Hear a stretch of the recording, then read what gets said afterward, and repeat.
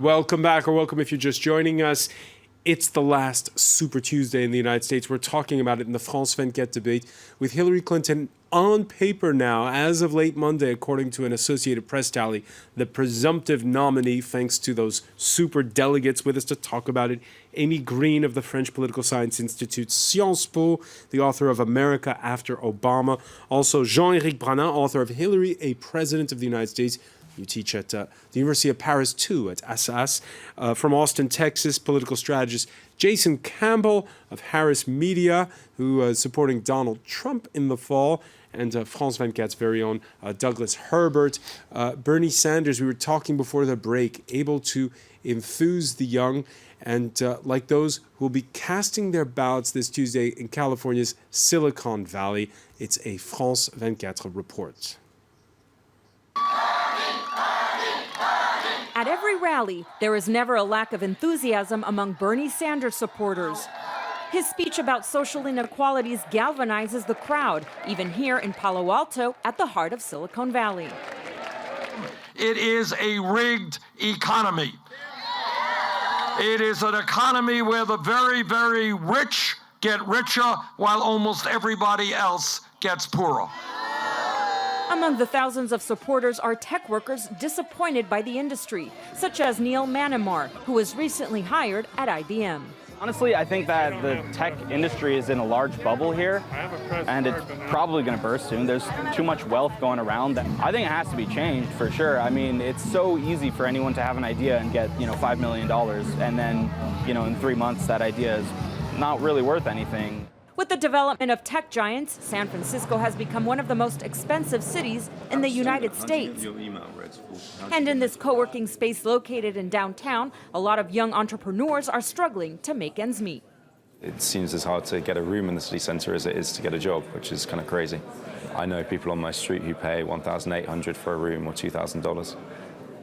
Among these youngsters and millennials, Hillary Clinton is perceived as the establishment candidate that defends corporate interests. Bernie is the only one who's actually 100%, I think 100% crowd fundraise. So it's one thing to talk about it whilst taking donations from big corporates. Here, everybody is convinced that even if Bernie Sanders doesn't become the Democratic candidate, the movement he has created will last, even after the presidential primaries. Amy Green, what does Hillary Clinton have to do to woo back those young voters? Because the point is that we see the polls that on paper a Democrat should beat a Republican, but the Democrats don't go to the polls often. We saw that with the midterm elections. It'll be really important for Hillary Clinton to do a massive voter mobilization effort. She's going to have to mobilize that Obama coalition, minority voters, young voters, massively. It's super important voter turnout for the Democratic candidate this fall. So effectively, she has a youth problem. You mentioned the familiarity breeds contempt. She doesn't have the same enthusiasm. Her message isn't as simplistic, perhaps, as that of Bernie Sanders, which is essentially the same thing repeated in 1,000 different ways. But it really strikes a chord, especially we saw in that report that IBM employee talking about income inequality. Absolutely. It's so important in the Democratic race, and which will be so important for Hillary Clinton to include that message and to hear it. Perhaps one of the best tasks that Bernie Sanders has waged through his campaign is making sure that this issue, this sort of Elizabeth Warren current of the Democratic Party, has its say in the primary contest and will ultimately perhaps have a say if Hillary is the nominee and her vice presidential pick. I was just going to add, I agree. I believe that a lot is going to ride on the tone and the tenor of Bernie Sanders' ultimate endorsement of Hillary Clinton. And in fact, what he says, what is the message that he is going to send to his supporters? Is it going to be a lukewarm? Is it going to be a half-hearted sort of, well, I guess she's a nominee, yeah, vote for her. Or is it going to be, you know what, now that I've taken a step back, I can see things in perspective, she really will be the best person for this country again. That could change it. But the other question is, some of Bernie Sanders supporters, you can argue, are so passionate about him, they will be reluctant to change to another candidate regardless of how he tells them to vote. They are, they really just are sticking with him. They came into this campaign for him, and they're not going to be voting for anyone else. So his message to a certain fraction of his supporters is just going to fall on deaf ears. All right, so there's the youth vote, and then there's that traditional base of Democratic Party voters who are blue-collar workers, who belong to trade unions in some cases, Jean-Luc Brana, I know that for research, you've been to Trump rallies, and you've seen some of those people who, in the past, would have been voting for the Democrats. Has the Democratic Party lost its way? Has it become too much like the Socialist Party here in France or the Labour Party in the UK, where it's no longer a party of working class people? Actually, that's the question, because the primary concerns only 8% of the votes, I would say. So we don't know what is going to be in the general election. But yeah, the perspective, in the narrative you talked about before, we could say that the working class now is for Donald Trump, maybe massively, if we understand what Donald Trump said. But is that true? We don't know. So if it's true, yes, in the Rust Belt there will be a very big problem, because in Pennsylvania, Ohio, Michigan, and Wisconsin, Donald Trump should have a good result. And this is certainly, if there is not a massive vote in those states, that would be a very big problem for Hillary Clinton. Personally, I doubt it. I doubt it for one reason. The fact, we talked about Bernie Sanders previously. What we didn't say is that the result for Bernie Sanders is exactly the result you had for Donald Trump. He had a good result in the states where Donald Trump had a good result too. That means that, even when you said before, Doug, that he would be a good candidate against Donald Trump, I don't think so, because there is another side of the electorate that it doesn't eat never. And this electorate is following Hillary Clinton, especially in the Silicon Valley. I mean, the new technology, or the new America, I mean, the America of the future. Those people are not following Bernie Sanders, even if the youth is with Bernie Sanders. There is also in the demography something which is totally different. To a certain degree, has Democratic Party lost its way, or is no longer true to I think the Democratic Party has made a very big change. It's ready for the future, in my opinion, and the Republican Party has not made this change right now. So we are in the switch in a switch moment where, with the elections of the past and the elections of the future, this election is the only one of that sort. We will not see that next time. It is totally different. Amy Green, you're able to watch here in France, as an American in Paris, the meltdown in real time of the ruling Socialist Party, where people from, we've seen in recent weeks, people from the base really getting mad at the leadership, an us v them mentality. Could we perhaps see that in the case of the Democratic Party, where there's a sense that here's Clinton, this Beltway insider? You have a sort of a crisis of confidence in democratic leadership all throughout Western democracies. You can't deny that. What's specifically interesting, I think, about the U.S. case, to piggyback off of what my fellow panelist was saying, is that you do have a sort of specific changing of the guard moment. I think in this election we might see it play out in the next few election cycles, midterms, next presidential, because you have an older generation of Americans, the baby boomer generation, which has composed the system of which Hillary Clinton is, who expect who create the decision-making structure in the United States, and you have this emerging youth generation, the most progressive, the most liberal, the most tolerant generation in the history of the United States, a majority-minority generation. And with this, you have different expectations, and you have necessarily to have new inputs into the political system to deliver the outputs that this generation expects.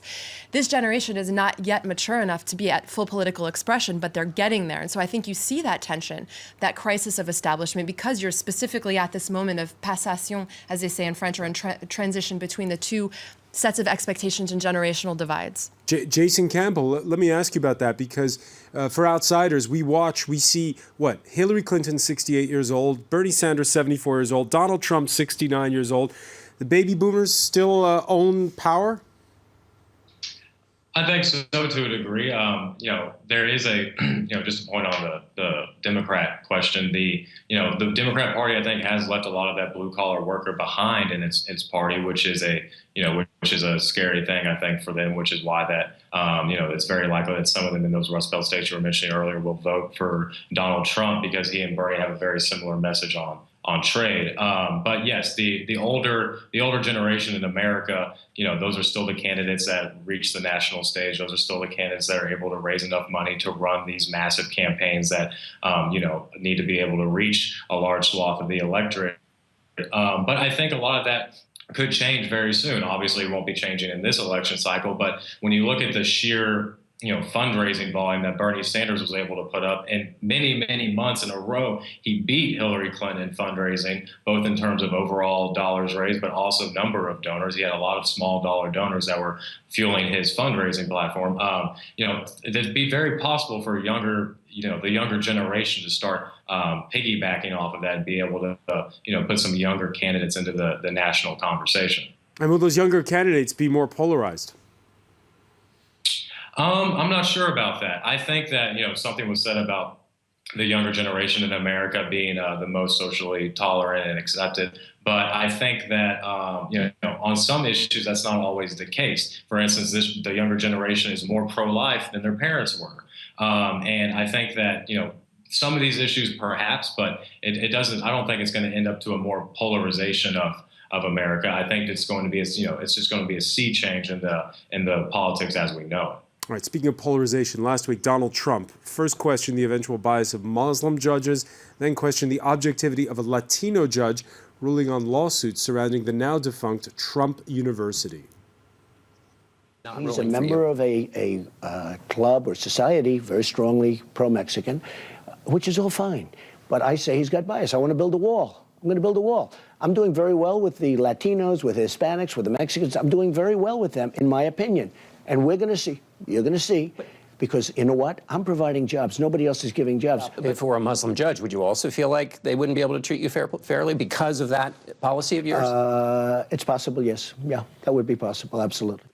Jason Campbell, I'm going to read to you what House Speaker Paul Ryan has said this Tuesday. He says Donald Trump's comments are, quote, the textbook definition of racist comments. Do you agree? I think that wasn't Donald Trump's brightest moment, and I think perhaps if he could go back and change what he said in that interview, he would. However, I think that he is saying something that his base responds to very strongly, which is this immigration message and, going back and harping on his message of building a wall and protecting the American worker from the harms of illegal immigration. I think that it's You're in Texas where there's so many voters who are Latino. Some of them are socially conservative. Is he just writing them off now? I don't believe he's writing them off. I mean, I myself come from a family where my mother's generation is Mexican immigrants. And I think that, the Mexican voter is not a monolith, just like that. African-American voter is a monolith, just like the white voter is a monolith. And people right now in America really do want jobs. The economy is not great, regardless of all the stats that may be out there. People are hurting and they want jobs. And Donald Trump right now is the one speaking strongly to that. Jason, I just want to go back, though, to the comment. You had said that you believe perhaps Donald Trump would maybe want to take back or moderate a little bit some of those remarks. He's doing just the opposite is what we're seeing. I mean, a lot of the Republicans who've been falling into line behind the guy have been hoping against hope that maybe he'll emerge, fingers crossed, with a more presidential demeanor, a more moderate Trump will somehow come out of the bonfire here. But if anything, it looks like he's doubling down. He's going on the attack with these comments, and he's showing no signs whatsoever, not just, forget apologies. We know Trump is not into apologizing, not even a little bit of remorse or regret or contrition in the face of enormous outcry within not just his party, but across the U.S. Well, it speaks very strongly to what his base wants to hear. I don't think he wants to stand down in the face of a mainstream media that both he and his base feel is misrepresenting his campaign and the current political landscape in America. And I think that at the end of the day, right now, Donald Trump is the nominee of the Republican Party while Bernie Sanders and Hillary Clinton are still fighting. And if anyone's in the better position between all three of them, it's currently him.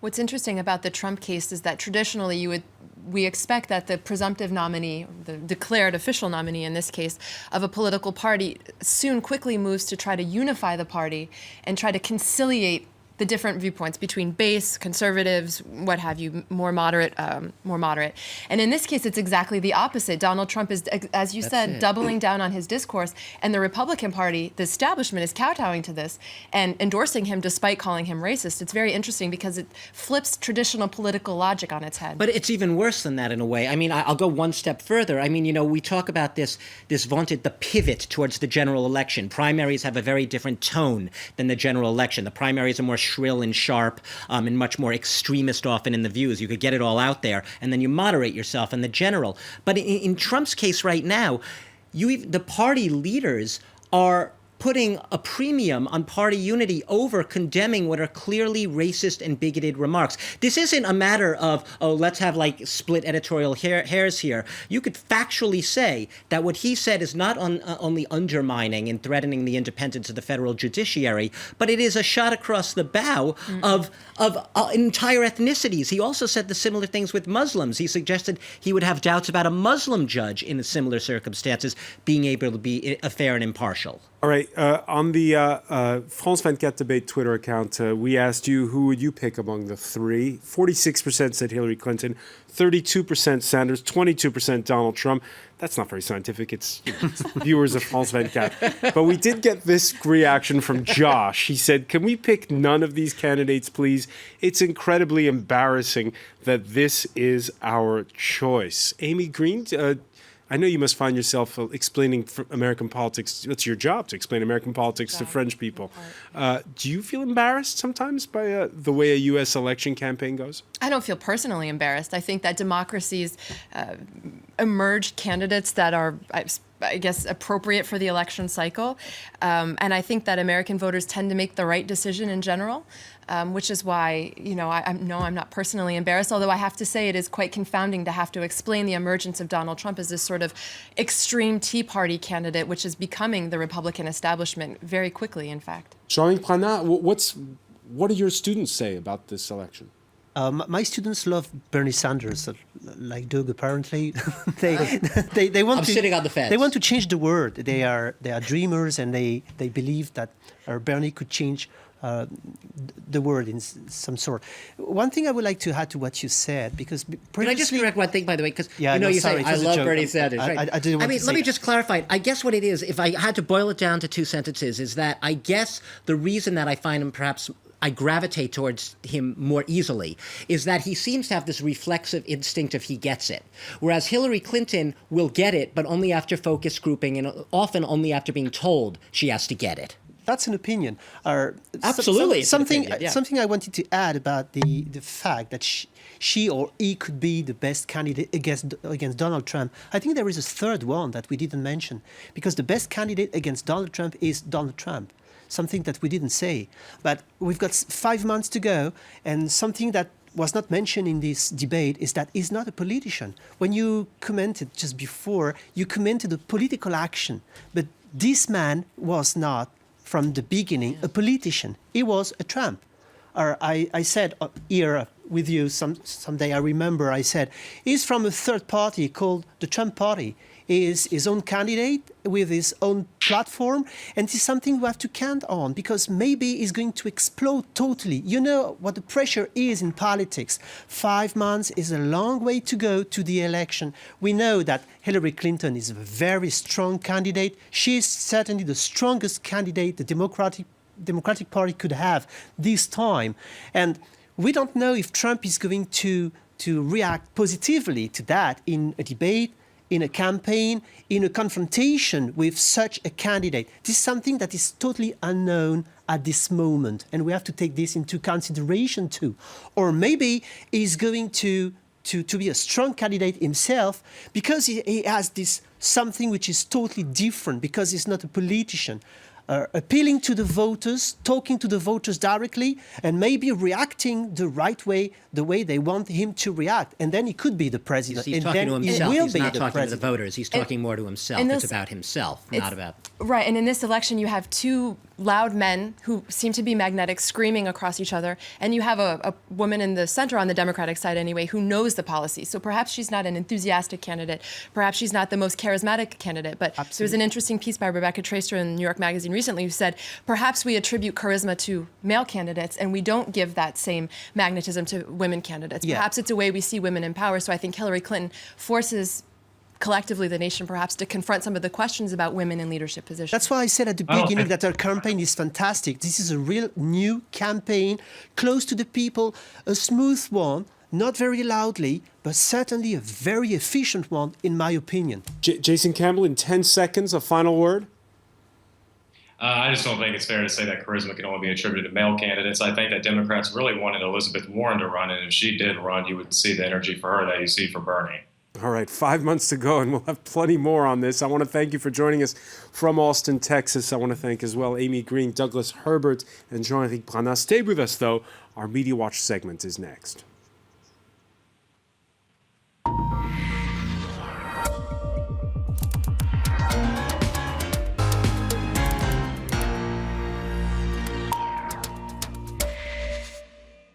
All right, and it's interesting. Well, hello, Emma James. First Hi there. We've been talking the whole hour. We haven't talked much about gender.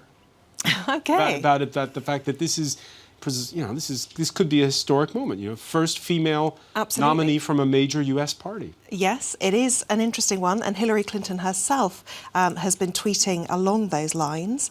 The computer just died, but it'll be there in a second, I'm sure.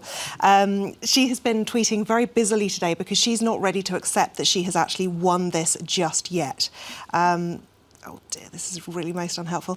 Anyway, she's been urging her supporters to get out and vote. There we go, we do have that one, but that appears to be the only one I can give you. Retweet if you are ready to make history. I'm with her, and a very happy-looking Hillary Clinton there. Not as many as you might imagine. I think it's around the 4,000 mark. If I could actually open the computer, then I'd be able to tell you exactly. But there you go. The curse of modern technology is upon us once again here in Media Watch. But yes, the Associated Press were the first to confirm that she had got enough delegates supporting her to be the presumptive nominee. But she hasn't accepted that herself. Husband Bill has been tweeting too, saying this race isn't over, get out there and vote. Amy Green, the gender issue seemed, in a way, more fresh back in 2008. Hillary Clinton has been reluctant to accept the gender mantle, although in this election she's been much more explicit about recognizing the historic aspect of the campaign. Before, she perhaps wanted to prove that she was gender neutral and that a woman, just like any man, not any man, but just like men, could assume positions of leadership, and now she's definitely been more actively welcoming the symbolism behind her candidacy. Did you ever think we'd have an African-American president before we'd have a female president? I'm not sure that I thought we would or we wouldn't, but I think it's exciting to see that in the United States we have the prospect of following one historic president with another historic presidency. We are back up and running, I'm happy to say. First it was sound, now it's... I know, the gremlins are out today. Yeah. The New York Post is reminding us that this has been a very, very lengthy race, and they have Bernie Sanders. I get the feeling they're not endorsing. Well, no, they have Bernie Sanders clinging to her ankle because he is refusing to stand down. All right. And it is that sort of refusal to give up that has brought about a certain new controversy, which is quite an odd one. He was asked at a press conference today by a journalist from the New York Times, what do you say to women who say that you are staying in the race is you staying in the race is sexist because you're standing in the way of what could be the first female president? Now, we do have his response. Let's take a listen. Is that a serious question? Yes, it is a serious question. That any woman who is running for president, anyone who opposes your question implies that any woman, that any person, any woman who is running for president is by definition the best candidate. So any woman who runs. But you would also have to say that it is sexist that any. So if Hillary Clinton runs for president, is your point that it is sexist for any man to oppose her? No, my point is that if she has more delegates than you tomorrow, well, that's another point. That is not. Sexist. No, I don't think it is sexist. So there you go. Fairly testy response, which is how the journalist herself described it. Yamiche Alcindor. She was clearly not too happy with the way that it was answered. But if we take a look at some of the replies to her comments on Twitter about it, one gentleman saying, you embarrassed black journalists today. Somebody else says, really? Well, she made a lot of women proud. A lot of terrible women, maybe, says somebody else. And then the original tweeter says, I would have vomited if someone asked that of Hillary in 2008, i.e. her being racist for running against Barack Obama. So it really is dredging up some interesting issues and arguments here. Looking around elsewhere, some arguments around identity. which is... Absolutely. I mean, this Twitter user says, by that logic, one could argue Hillary Clinton is standing in the way of the first Jewish president in history. Absurd logic, says this woman. This Twitter user as well, commenting on a Jezebel article, what is sexist is flatly refusing in the face of all contrary evidence to believe a woman is beating you. There could be an element of that. He is very old school, it has to be said. Now, interestingly, Hillary Clinton has actually come out and given her most explicit remarks so far about what she feels Sanders should do. And she's basically said, I did it in 2008, I backed down, I endorsed Obama, and it was the right thing to do. She's not talking about Sanders specifically, but the hint is very, very obvious. All right, many thanks, Emma James. I want to thank our panel once again. Thank you for joining us here in the France 24 debate.